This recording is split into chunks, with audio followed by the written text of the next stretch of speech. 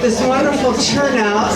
I know we have a great speaker and a topic, but with the weather, I was like, I'll be lucky for 20 maybe. So we're still bringing in some chairs to get everyone settled. This is just amazing. And I know Kristen from the library is going to do the count later. This is Kristen, I'm Becky Hogue, by the way. My parents started this program. I have to look. Well, this is our 36th season, but they actually started it. We missed a couple of seasons because of COVID, so it's been in Batavia at least about 38 years. And we're just delighted to have so many of you here. On the back table is a clipboard, a green clipboard. If you'd like to be on my email list, just please sign up there, and Kristen's holding it up. And I just email once a month. I have almost 400 people on my list, and I let you know what's happening in the following month.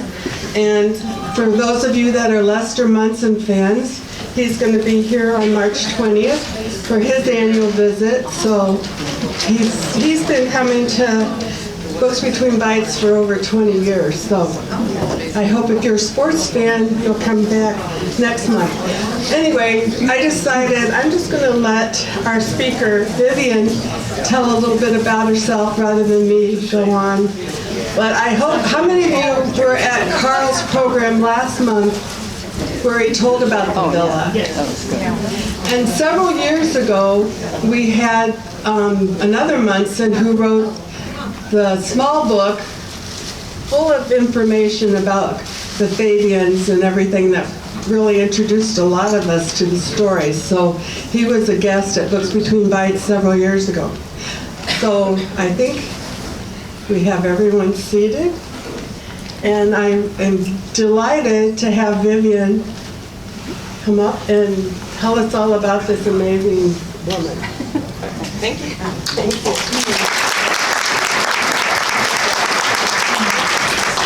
Hi, my name is Vivien Lasken. I'm a little bit short. I'm the director of the Fabian Villa and Japanese Garden, just up the road in Geneva. I've been the director for about 8 years now. I got my start volunteering with Preservation Partners when I was a small child as a prairie child at the Durant House. There are pictures on the office wall of me in braids and little prairie dress hauling water around. I volunteered with my mom, went off, got a degree in museum studies and anthropology with a focus in archaeology. And then years later, worked at the Museum of Science and Industry for a few years, worked at the Spurlock Museum for a few years, and eventually came back here to take the job as the director of the Fabian Villa and Japanese Garden. So I've been here for a long time, longer than the 8 years. So I'm here to talk to you about Elizabeth Smith Friedman, who got her start at the Fabian Villa. So Elizabeth Smith Friedman was a young woman born in rural Indiana to a Quaker family. They were fairly poor. Her father was a veteran of the Civil War. He had fought in that war. And her family did not necessarily believe in continuing education, especially for a young woman. But Elizabeth wanted bigger opportunities than that. She had always been a bookish young woman. She loved reading, she loved activity of the mind. And she saw her mother, Sofa, that's her name, as someone who'd been sort of trapped by raising children and hadn't gotten to live this kind of like active, imaginative life that Elizabeth wanted for herself. Elizabeth Smith, as she was born, even hated her name. She would say the odious name of Smith because she thought, Elizabeth Smith, that's the most boring name a person can have. Nobody remembers Miss Smith when she leaves the room, right? So Elizabeth really wanted something more extraordinary for herself. She didn't want to live an ordinary life, even from the time she was very small. So here are some more pictures of her over the years. I'm gonna move my laptop, 1 second. There we go. Did I break Okay. So, like I said, she was born in 1892 in Huntington, youngest of 9 children. Her father didn't want her to go to college. He didn't believe in college, especially for women. But Elizabeth, the youngest of 9 children, really kept at him and eventually persuaded him to let her go off to college. He agreed on one condition. He would give her the money, but it would be a loan that she would have to repay with 6% interest. So she went to college, much against her father's wishes, and while she was there, she studied English and Greek. She really fell in love with Shakespeare in college. She learned a lot about the language. She loved studying poetry, and became really, really interested in Shakespearean works. However, after she graduated, it was hard for Elizabeth to find work. Women at that time period, there weren't a lot of options, even if you had a college degree. You could sort of become someone's secretary, you could become a teacher, you might be able to be a nurse. And Elizabeth had known from a young age that she did not want to be a teacher. She did not want to take care of children. So she worked for a single year as a principal at a small school and decided she wasn't ever going to do that again. So, as sort of a last-ditch effort, Elizabeth went to Chicago to stay with a friend of hers for 2 weeks. At the end of that period, she hadn't found a job. She'd asked all around, nobody had opportunities, especially for a young woman. So the last day of her trip in Chicago, she decides to go to the Newberry Library. That's a research library, and she wasn't sure they were going to let her in, as she's not, a PhD candidate or anything like that. So she goes in fully prepared to lie to the librarians to get access, because they have one of Shakespeare's first folios published in the 1600s, and she desperately wants to see this book. So she goes in. They end up not asking her for her credentials, so she doesn't have to lie to anyone. And she goes to see Shakespeare's first folio. As she's looking over it, one of the librarians approaches to talk to her about this book, and she, of course, says she's looking for work. Do they have anything at the Newberry Library? The librarian says, no, unfortunately, we're not hiring.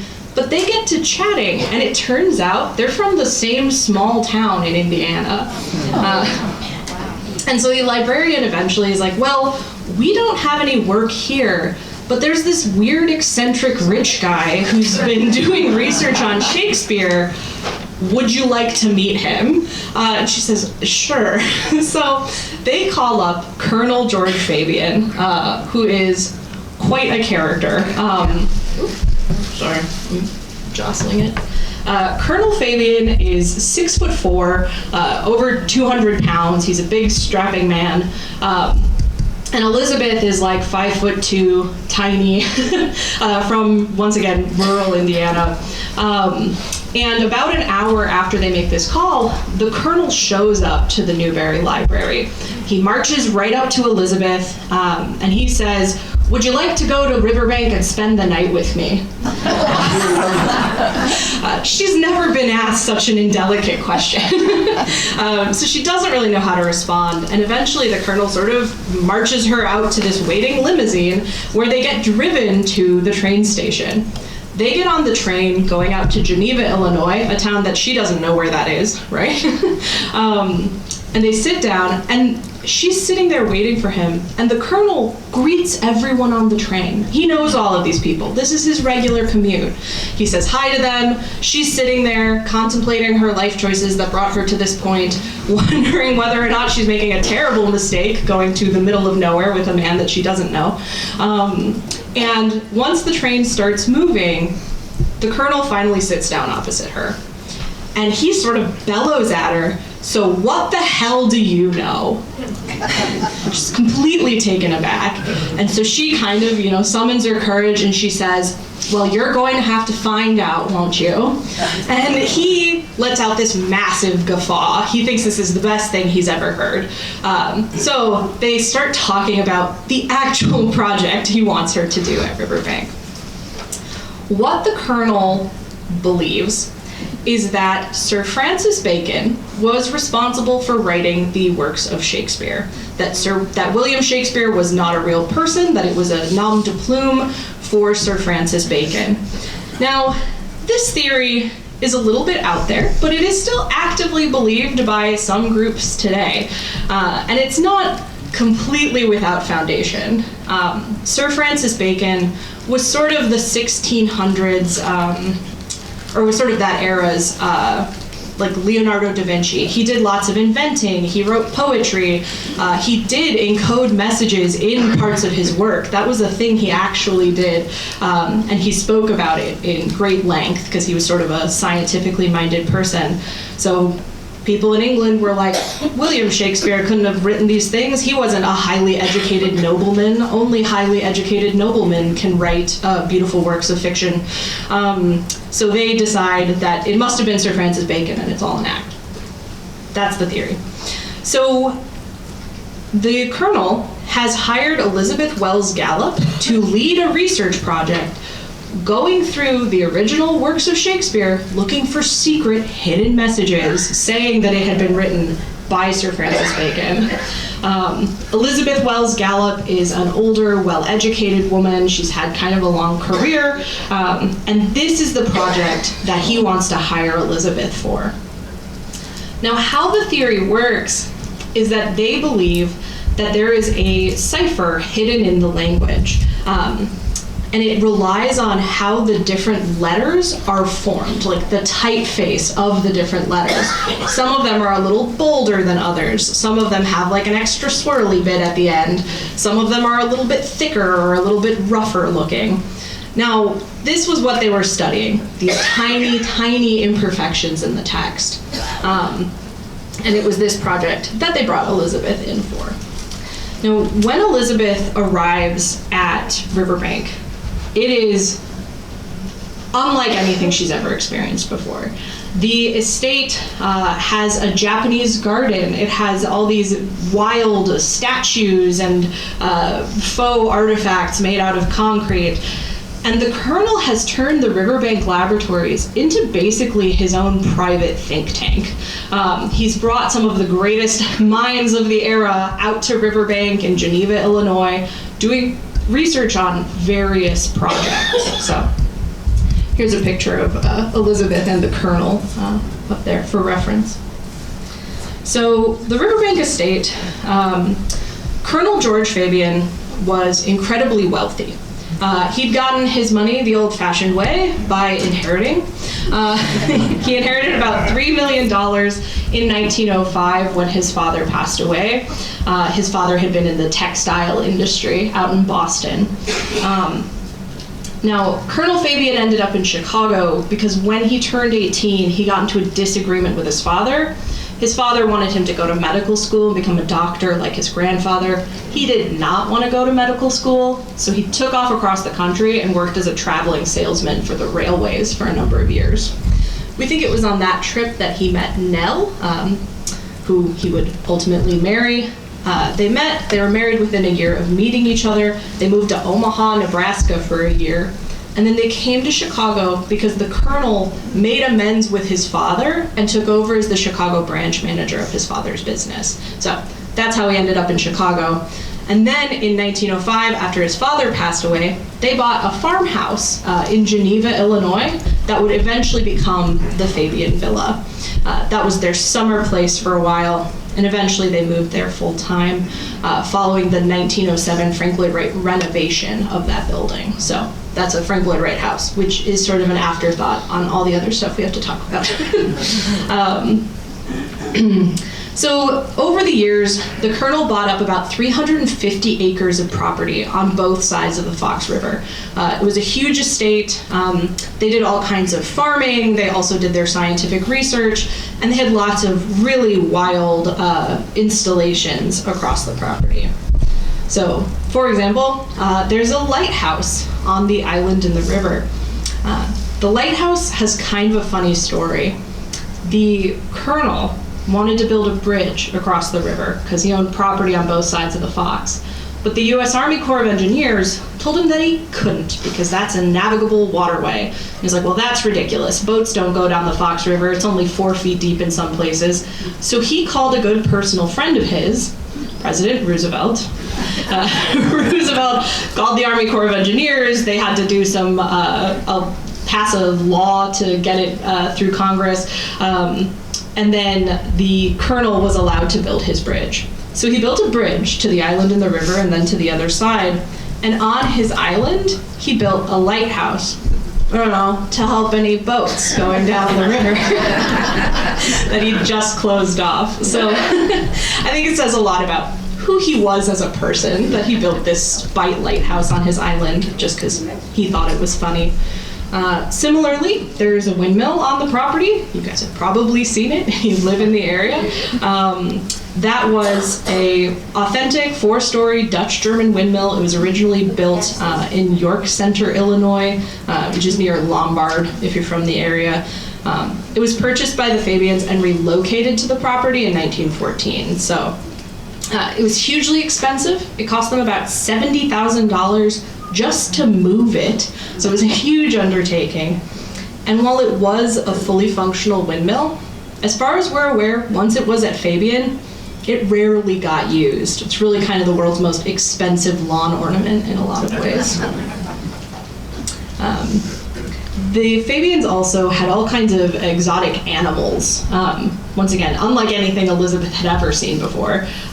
They had pet monkeys who lived in a monkey cage near the villa and would come inside in the winter. There were 3 monkeys, Mike, Patsy, and Molly. And legend has it, one of those monkeys was trained to ring a bell that sat on top of that cage whenever he saw strangers approaching the house. So they functionally had a monkey doorbell while they were living there. They also had pet alligators who lived in an alligator pit at the base of the house. Now they don't winter well here in Illinois, so it was some poor guy's job to carry those alligators down the hill to the greenhouses on the property, which is where they stayed over the winter. The Fabians also had 2 bears named Tom and Jerry who lived in the bear cage on the property, because why not? Does anyone know actually where the name Tom and Jerry comes from? It's not the cartoon characters. The cartoon characters came later. Somebody murmured it quietly. It's a drink, yeah. A Tom and Jerry is sort of like an eggnoggy hot punch that you serve in Christmas time. I think it's native to Wisconsin originally, so some people sometimes have heard of it. I recently got some from Herb's Bakery. It's very good, actually. It's like hot eggnog. All right. And there were all sorts of people who lived there. It was a huge, bustling estate. There were about 100 employees at any given time, working as farmhands, as research assistants, as gardeners, as house servants. So it was a really lively place to live and work. And this is kind of the environment that Elizabeth finds herself. The first night she's at the Fabian estate, they have dinner at the Lodge, which is one of the buildings over at the Riverbank Laboratories, which stand across the street from the Fabian Villa. That is one of the most magical experiences of her life. She meets all of these incredible minds that are working for the Fabians, and really just has a wonderful time feeling like I finally met my people. Now, she hasn't brought any of her luggage with her, so the first night she's at Fabian, she has to borrow a pair of men's pajamas so that she can sleep over in one of the guest rooms, which she remarks about in one of her diaries. Elizabeth ultimately decides that she wants to take on this Shakespeare project. This is the most interesting opportunity she's had, and so she decides to go to Riverbank to live and work on the Shakespeare project. So the lodge in this picture is the one kind of in the front with the greenhouse attached to it. That was where Elizabeth did most of her work while she was on the property. There are 2 other buildings that got built over the years. They were being built while Elizabeth was there. The acoustics laboratory, that's the one with the tall tower, and the engineering building, which is the one that looks like a wedding cake. The acoustics laboratory They did all kinds of things over there. They made better acoustic tile and soundproofing and things like that. But they also designed a levitation device that was described in Sir Francis Bacon's writing and was meant to levitate just using sound waves. It never worked, but it was a project that they built. The acoustics laboratory and actually all three of these buildings are still standing today.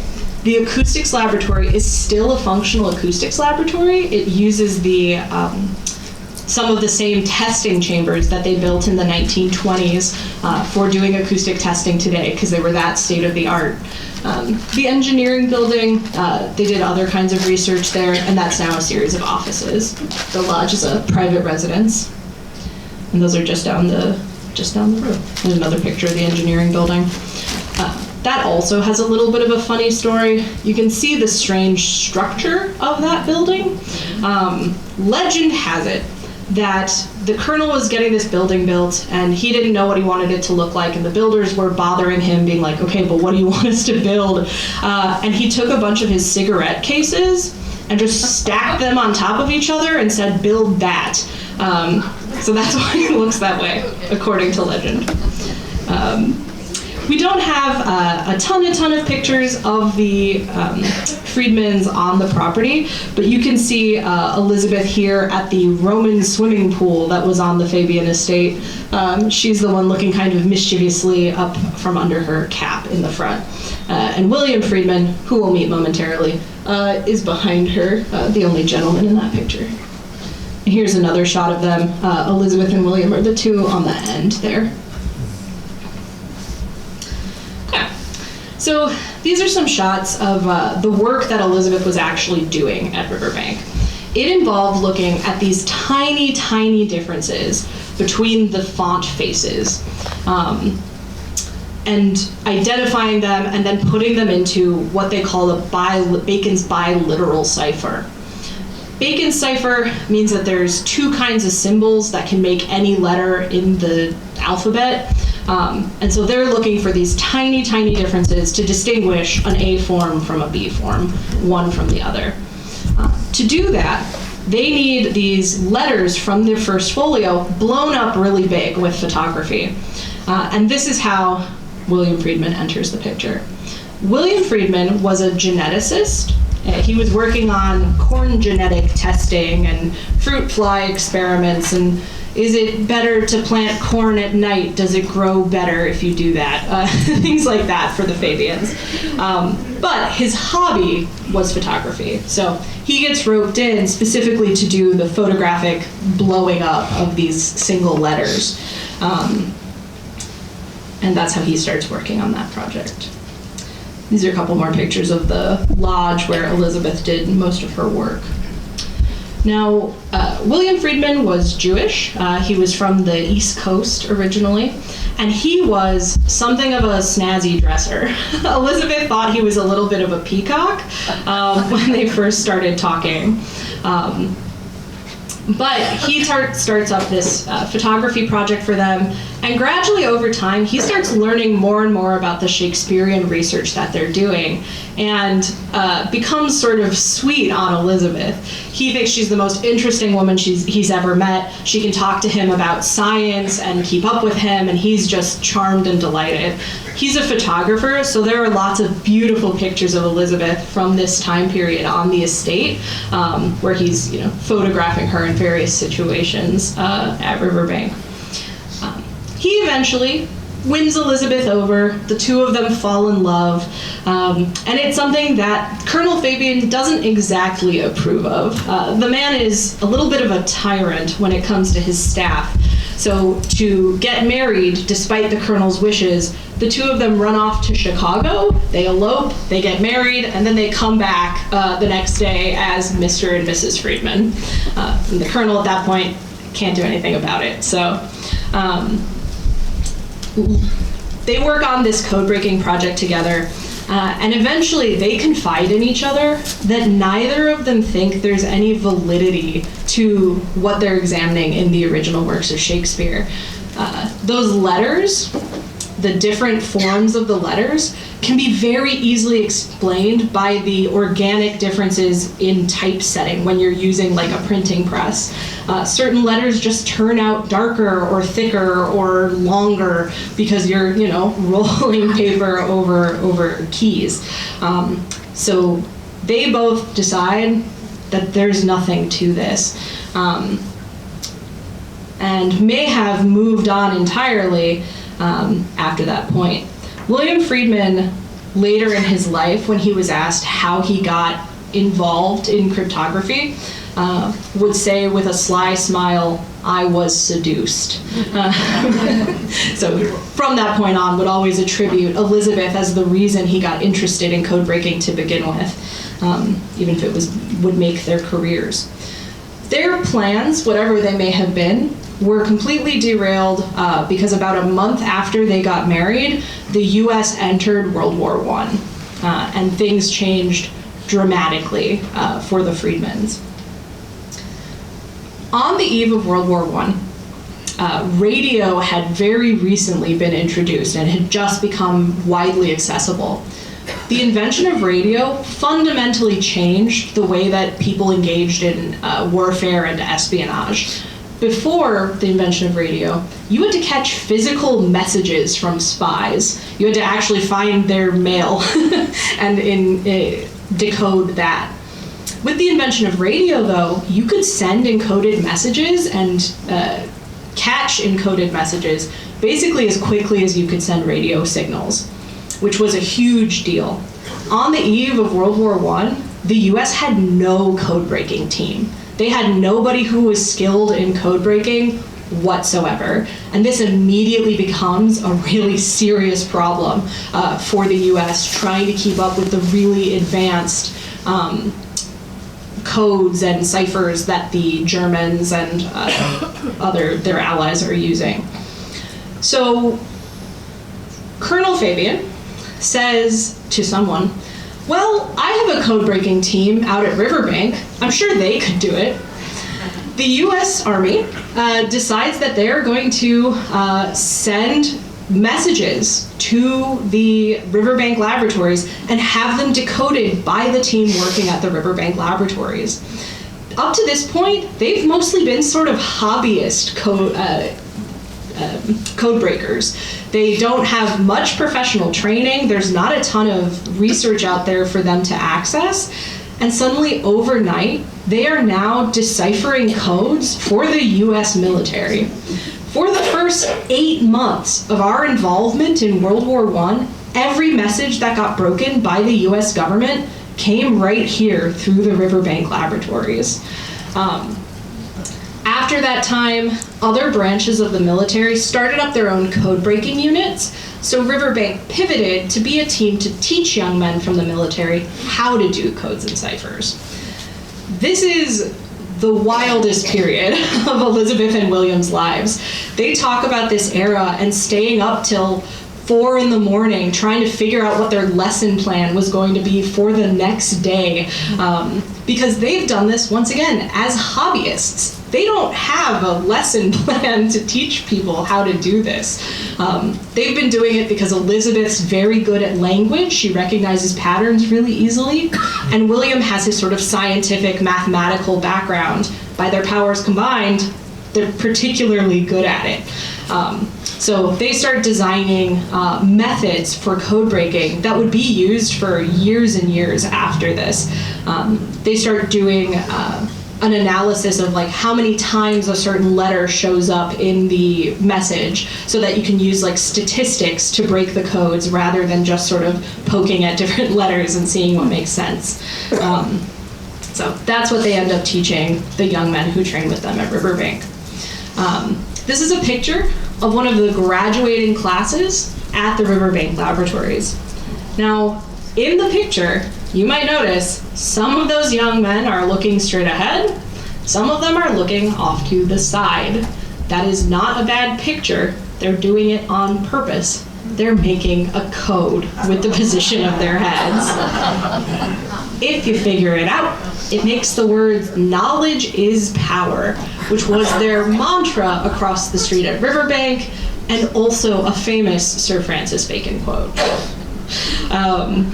You can see the breakdown of that code there. Every person who's looking forward is the A in the biliteral cipher, an A form, and everyone looking to the right or up or to the other side is the B form. So through that code, you can make any letter of the alphabet using just 2 kinds of symbols. You can also make a code like this using apples and oranges, or windows on a building, which lights are on and which lights are off. As long as there's 2 kinds of symbol, you can make any letter in the alphabet.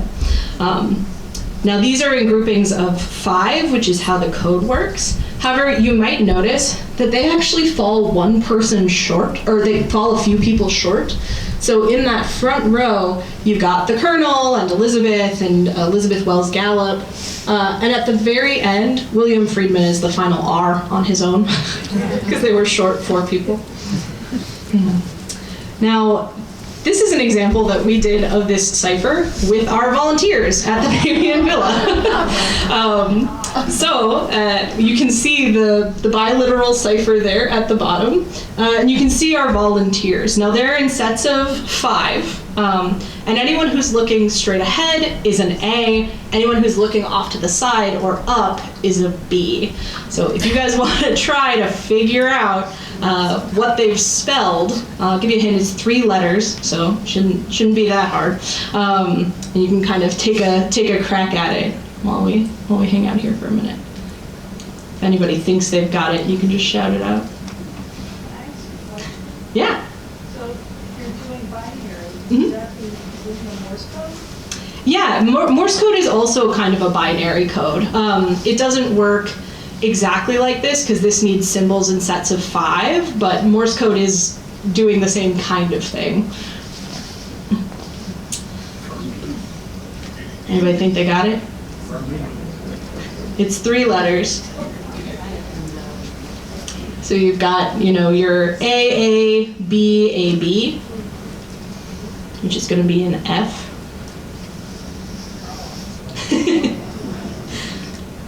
And then you've got an A, B, B, A, B, which is an O. Everybody got it?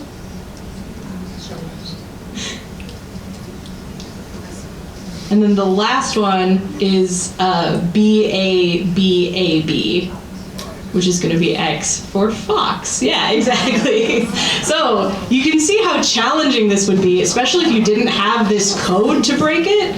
It'd be pretty hard to figure out what the secret message was in something like this. So there's the breakdown of how those letters work out for those of you following along. Okay, so that was a code. It means that you're substituting sort of one letter for another or one symbol for another. There are all kinds of different codes in the world. You can use a book code where you know what book it is. It might be like the King James Bible, and then you turn to page 23, section 1, the 5th letter, and that's your first word or your first letter in your code. Codes like that are really hard to break because if you don't know what book you're looking for, how would you ever figure it out, right? There are also codes where you replace whole words. So you might say, instead of the word guns, you might substitute Bob. And then it's like, okay, we shipped Bob to the East Coast or whatever. So those are codes. You're sort of substituting one thing for another. Ciphers are sort of an algorithmic scrambling or unscrambling. So when we talk about the Enigma code, for example, that was a cipher more than it was a code. It was an algorithmic scrambling of letters, which is why it was so hard to break ultimately. Elizabeth, broke codes like this. Like, she broke book codes of books that she didn't have the answer for. She would break codes historically in different languages that she did not speak. She would go on to break codes in Chinese, a language that she had never spoken, and doesn't use the same alphabet as ours. So she was really, really incredibly talented at what she did. So. After World War I, at the end actually of World War I, William Friedman signs up to join the front in Europe. He gets shipped off to France and works as a code breaker. Elizabeth desperately wanted to go with him because, once again, she's the code breaker. This is her field that she brought him into, but women weren't allowed to be deployed to the front, so she has to stay at home. This period of time was really hard for her because she was sort of trapped at Fabien, at the estate, without William, worrying about him, wondering what was going on. And during that time period, things get tense between her and the colonel. He's kind of a bully.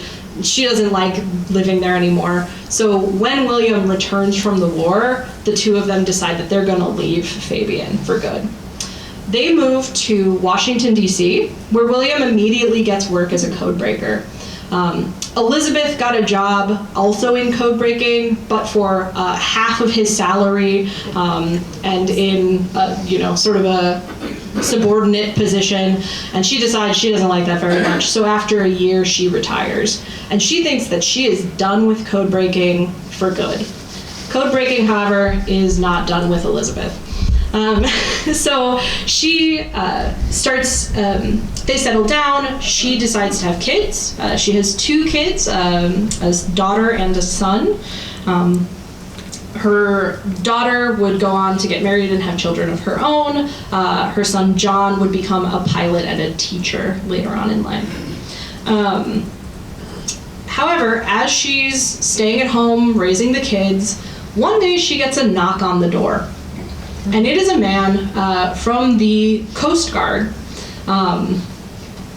who is looking for her husband, William. Sorry, I was making sure that Coast Guard was correct.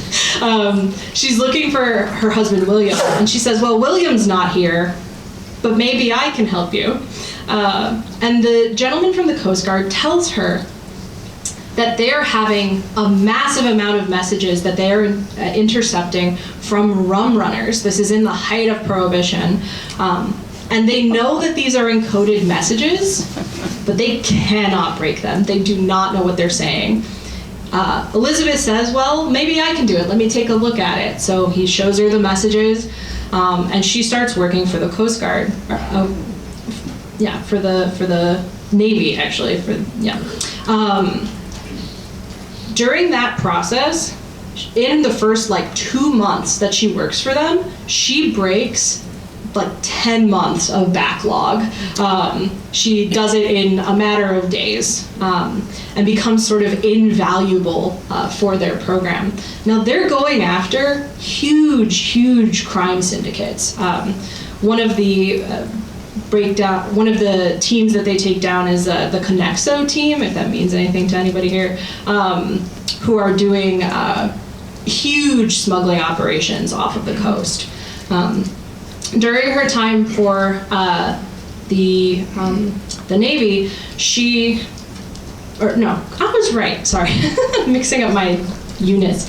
In her time for the Coast Guard, she gets promoted and becomes the leader of a team. She's the first woman to ever run a code-breaking team in the United States, and she becomes the cryptanalyst-in-chief. That's her official role. She's allowed to hire on her own subordinates and leads them in the takedown of these various mobsters and criminals during those cases.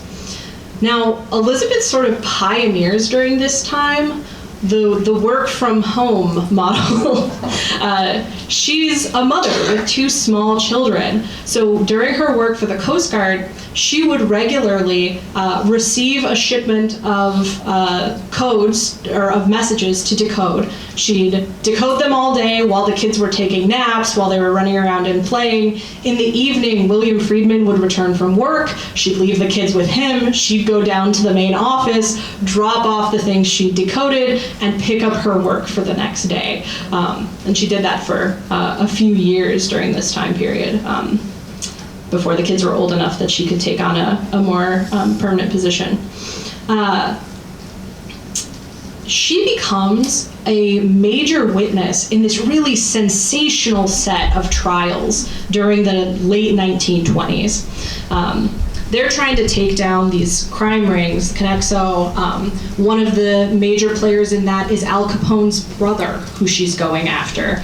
And she gets brought in to attest that these codes say that these people own these boats, these are where they're shipping out from, this is where they shipped to, this is how much money they made on them. And when she shows up to court, they have these big trials in New Orleans. When she shows up to court, the opposition's lawyer says, well, why can we listen to her? She doesn't know what she's talking about. None of this evidence is admissible. And so she demands that a chalkboard be brought into the courtroom, where she then proceeds to give an hour-long lecture on the scientific basis of the code-breaking work that she does. After that, the other lawyers drop their case, and she's allowed to give her testimony undeterred. During that case, they had to stay for long periods in New Orleans, and she gets a hit put out on her by these mafiosi that she's taking down. And it's sort of an international sensation. There are all these newspaper articles about her, this tiny suburban housewife who's taking down Al Capone's brother, right? It's a pretty sensational vision. And she gets assigned a security detail that follow her everywhere, because once again, there's been a hit put out on her. And there's this very funny story where they had to stay with them all the time, and she insisted that they come in and have dinner with the family, but they had to leave their guns outside.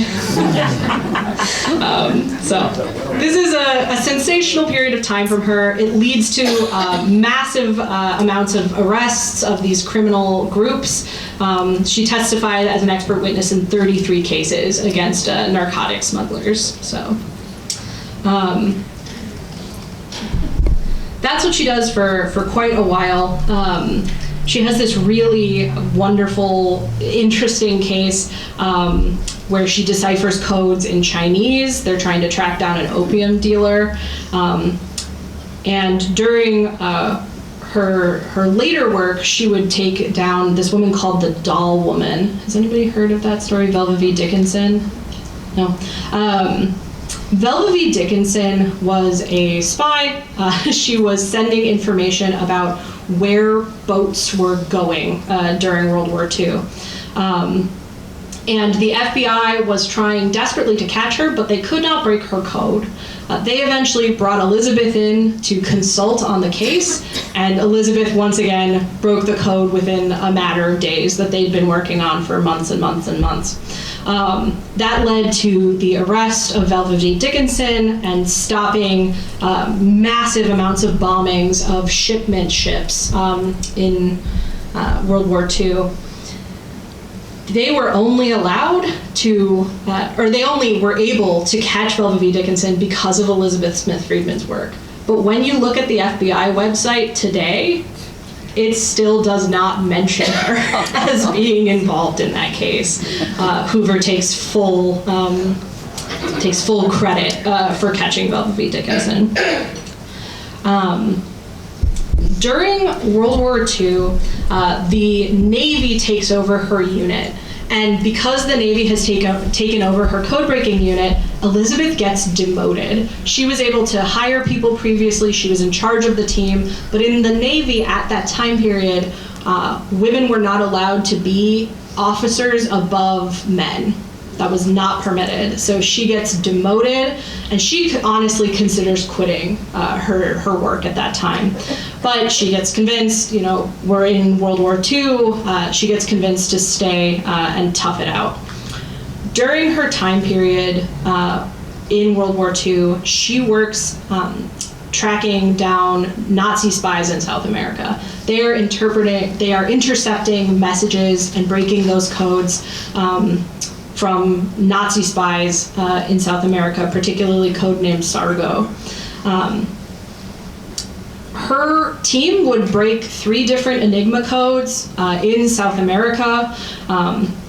That same work was being done in the UK at that same time period. So Alan Turing is working on reverse engineering an Enigma code machine so that they can crack it no matter what setting it's on. Elizabeth managed to break a few of the current settings they were on, if that makes sense, what the difference is there. However, in 1942, there's this big international drama that happens because they know the locations of lots of Nazi spies in South America. And the worst thing you can do when you're working in counterintelligence is let your enemy know that you have broken their code. Because then you can't track what they're doing anymore. They're going to change it. However, everybody suddenly went dark. There were no more messages being intercepted, and nobody knew why. And it turned out, a few days later, that J. Edgar Hoover had led a sting operation and had arrested most of their contacts in South America, most of the people they were spying on. That means that the Nazis now know that they've broken their code, and they're going to design something completely different. Friedman was left to deal with the aftermath of that, which Butler describes, she's an author who wrote a book about Elizabeth, as the greatest challenge of her career. Elizabeth almost quits again, but ends up deciding to redouble her efforts and continue on with her work. Her team manages to save hundreds of different boats shipping supplies in and around South America during this time period, and stop and catch a number of U-boats that have been bombing them. At the end of the war, Elizabeth's boss received 6 medals of honor for their work during World War II. Elizabeth receives none. During that time period, her husband William had been working in secret on breaking the Japanese Code Purple, which is another big deal code in World War II. Following the end of the war, though, William Friedman, he's Jewish. He's been working on breaking the Enigma code, or breaking the Code Purple. He's very aware of what's going on in Germany at the time period. William suffers a complete nervous breakdown.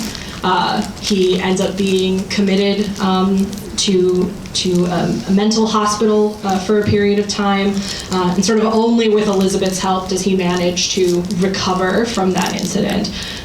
He sort of his whole life had dealt with mental health issues, but following the end of World War II, he really struggled and only kind of managed to recover.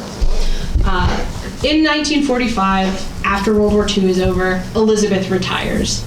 She wants to take care of William, she wants to be with their kids, and she knows now, following the inventions of Alan Turing, that the future of code breaking is going to be computers. They're not going to be doing paper and pencil code breaking anymore. That is a relic of the past. So she decides it's her time to retire. Later on in life, William and Elizabeth would publish the Shakespearean Ciphers Examined, which is a book that revisits their work at Riverbank.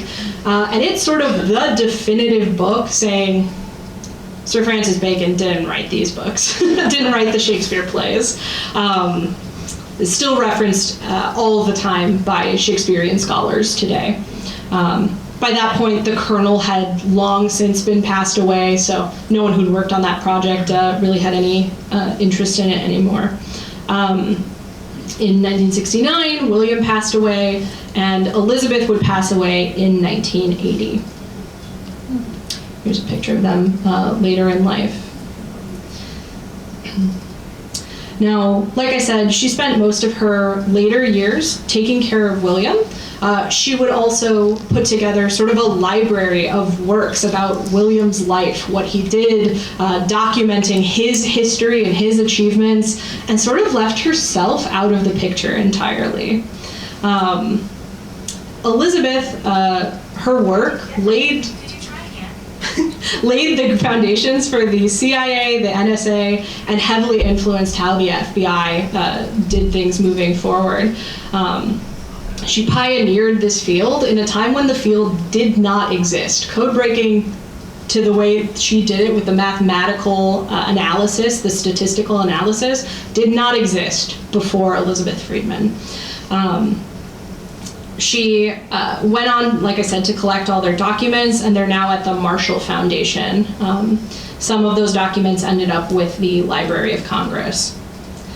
At this point, you might be wondering, why haven't I ever heard of Elizabeth Smith Friedman? Following the Espionage Act, she and William were both sworn to absolute secrecy about the work that they had done during the wars. Elizabeth took her secrets to the grave, and her documents were not declassified until 2008. They just became accessible for researchers. So when you read Jason Fagone's book, which I have referenced heavily in this talk, he got access to her papers. It's why you see these books published in like 2013, 2016, because access to research about Elizabeth Friedman only just became available to the public. We knew that she'd been at Fabien, but we didn't have any details about all of her really impressive accomplishments until much later. William Friedman has been much better documented, and there's more information about him, but the fact that the only reason the Japanese Code Purple ever got broke was because she brought William into it is something that's completely left out of the history of their lives. So if you're interested in learning more, there's several different books. The Woman Who Smashed Codes is probably the one that you guys have heard about, by Jason Fagone. There's also The Woman All Spies Fear, which is more of kind of a young adult interpretation. Codebreaker Spy Hunter is a very cute illustrated children's book, complete with codes for kids to break in the linings, which is very cute. And there's also The Codebreaker, which is a PBS documentary that's about an hour long. We consulted on that really heavily, and I highly recommend it if you want to learn more about Elizabeth and her life and times. Okay, I got a little close there at the end on time, so sorry if I was rushing. But at this point, do you guys have any questions? Questions, comments, concerns? Yeah. As a code breaker, did she write any codes for the U.S.? No, Elizabeth was exclusively, I think there's some funny quote about her where she said, like, we don't make them, we just break them, something like that. She was exclusively in the business of breaking codes. Was that research used to write codes and make better codes? I'm sure it was, but it wasn't something she did directly. Okay, other questions in the back? It's been a while since I read the book, The Woman Who Smashed Codes, but it seems to me that I remember that Fabien pursued them when they tried to leave. Yeah, there's, that period is a little bit fuzzy. Fagone references some letters, but he does jump to some kind of strange conclusions based on the documents that he has available. Colonel really didn't want them to leave. He was really controlling. So when they went to DC, he was really, really against it and wanted them to stay. I think there may have been some angry letters or something written, but it didn't make a big difference because the people in DC wanted them more. So they ended up making it out of there. At the end of the war, at the end of World War I, Elizabeth writes this letter to William that we don't have because it got sent to William. And he writes back calling Fabien like a nameless rascal and wanting to fight him. So Colonel did something rude or inappropriate to Elizabeth that he was pretty mad about, but that's kind of all the information we have about that period. Yeah, more questions. How her father reacted, or did he realize what she accomplished? He passed away before she made sort of any of her big accomplishments. And after she went to college, they were kind of estranged. They'd always had a tough relationship. So yeah, he never learned about all the things she did, but I don't know that she cared overly much about his opinion in the black sweatshirt, yeah. They always talked about them living in this windmill. Where is the windmill? So that is one line in Fagone's book that I think is incorrect. He says that William lived in the windmill, and in Fagone's description, he's definitely describing the 4-story Dutch windmill. That building doesn't have any heat. It doesn't have any insulation. There's no fireplaces. You couldn't burn a fire in there. It's full of flour dust all the time. So we really don't think anyone ever lived in that building. There's no plumbing in there. So my best suspicion, or my best guess, is that across the street at the Riverbank Laboratories, there was sort of a wireframe, like water pump windmill. And that was on top of like a small little building, a small little house. And I suspect that that's where William lived when he was on the estate. But we haven't been able to confirm it one way or the other, just that the windmill at Fabien right now is not a good place to live, unless you're a mouse. Yeah. That's good. Did Elizabeth actually pay back her loans? That's a great question, and I've never been able to find out one way or the other if she did. Knowing her, she probably did, but it's not been documented. Her father, like I said, passed away not very long after she left home, so it became irrelevant because he was not around anymore, but it's a good question. Okay, in the back. Were there other code breakers besides Elizabeth and William at the Riverbank at that time? Yeah, so there was a team of code breakers working at Riverbank at the time.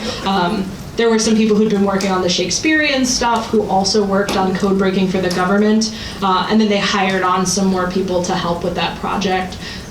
Interestingly, that team did consist of several women. William Friedman, for the rest of his career, would, whenever possible, hire women onto his team.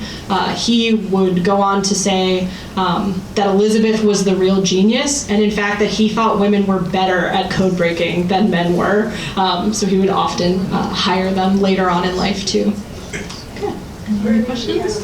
Did the children know what they were doing? I mean, even during the early Coast Guard years? Mm-hmm. The children would have been aware of the legal cases with the rum runners, because that was not private. That was in all the newspapers and stuff. And once again, they had an armed detail following them around, so they must have known something was going on.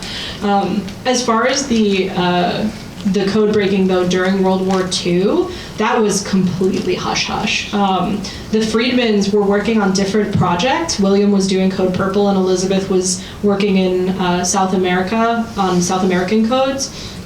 And they were not allowed to speak to each other about their own research. So neither of them knew about what the other one had worked on until much, much later. And I think probably that's part of what led to William's eventual nervous breakdown was, you can't even talk to your wife about it. Yeah. Is there did she ever mention anything later in life about what the Navajo code taught? Yeah, so you asked if Elizabeth was involved with the Navajo code. Knew about it.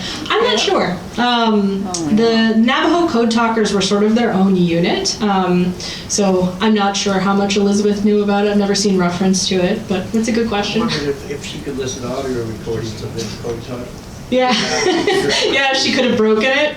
Yeah, the Navajo code talkers are really unique because that was a language sort of unlike any language that people knew about, and it wasn't well documented. So when it wasn't like you could pull out a book of translation on. It wasn't written down. It wasn't written down. So yeah, it would have been interesting to see if she could have broken it, but I don't know. In the back, yeah. Our book club read The Woman Who Smashed Codes and are currently reading the Rose Code. Mm-hmm. And I was just wondering, during World War II, there's these code breakers in different parts of the country. Was there any coordination between them? That is a great question, and I don't know the answer. She asked if there was coordination between the different code-breaking teams during World War II, right? I think a lot of that was very hush-hush because they were worried about spies infiltrating different networks. So the teams tended to be pretty insular. That's why, even though we were allied with England, the U.S. didn't know about Alan Turing breaking the Enigma code until well after the war was over. J. Edgar Hoover's actions in South America made it so that the British didn't trust us with that information. They said, obviously the Americans are just going to do whatever, and we can't trust them to do the correct thing, so we're not going to talk to them about our code-breaking research. So it was genuinely like an international incident.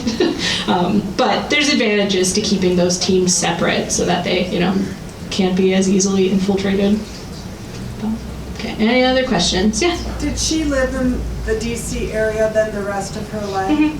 Yeah, the Friedmans stayed in DC for the rest of their lives, and had lots of fancy parties and things where they would write their invitations in code and stuff like that. Which is very fun and cheeky. Okay. Any other questions? Yeah. Are their children still alive? I believe both of their children have passed away. I think Elizabeth has a great nephew? No, maybe a grandchild who's still around, who's been at a couple of dedications and stuff. There has, in sort of recent history, been a hall named after William Friedman at the NSA. And it was just the William Friedman Hall for a long time, and now it's the William and Elizabeth Friedman Hall. So it's a nice nod to her. I think they had some kind of plaque or something put up in her hometown too, that her relative was at. What's her hometown? Huntington, Indiana. Or maybe it was at her college, now that I think about it, which is Hinsdale, I think. Okay, yeah. I'm wondering, when Colonel Vivien lost possession of that, was it on his death, and who owns the property now? Oh, the estate, yeah. So Colonel Vivien and Nell lived on the property until they both passed away. The colonel in 1936, his wife Nell in 1939. When they passed away, they never had any children. So the property got sold off. The Forest Preserve District bought it for a song, sort of left to them in the estate for very cheap. And it became a forest preserve in 1940. So it's been the Fabian Forest Preserve District since 1940. The villa itself was then used as a natural history museum and a ranger's apartment for a number of years. And then it reopened in the 80s as a house museum, which is how it operates today. So the Fabian Villa and Japanese Garden are open from May to September every year on Wednesdays, Saturdays, and Sundays. We do a guided tour at 11, and then we're open for self-guided tours from noon to 3. So if you've never been by the villa, please stop by. It's very cool. We have some of their code-breaking artifacts on display. We have a book signed by William Friedman dedicated to one of his friends. So there's a lot of really interesting history there, and I can talk about the Fabian estate for an hour on its own. So please stop by if you haven't been. The Japanese garden is also open those same hours, and then the windmill is open on Sundays, also from May to September if you ever want to stop by. Yeah. I'm just curious about the funding. Over the years I've been here, I've seen some amazing things. The lighthouse has been rebuilt, the bridges. The Fabian Forest Preserve District, is that where the funding comes from? Yeah, so the whole property is owned by the Kane County Forest Preserve District. And they will often set aside funding for things like that. Our organization is Preservation Partners of the Fox Valley, and we have a contract with the Forest Preserve to do the museum stuff that they don't want to do. So we manage the properties, we take care of the artifacts, we do all the education, things like that. And sometimes we'll write grant applications and things to get money for those big projects. Like the lighthouse that was redone, or like the windmill that is getting a fire suppression system installed, things like that.